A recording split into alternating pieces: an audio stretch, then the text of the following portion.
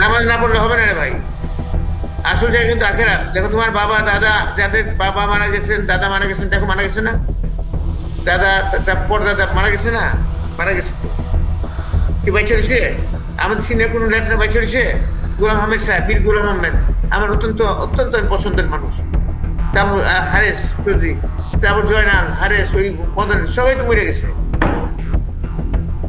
মাহবুব, আমাদের মাহবুব চেয়ারম্যান ফতেপুরের, আমি তো মরে যাবো একদিন। তার মানে আসল মরাটা হচ্ছে আসল জায়গা। তুমিও মরবা। জন্ম মারতে মৃত্যু, মৃত্যুর জন্য আখেরাতের জন্য তৈরি হতে পারে তোমাকে।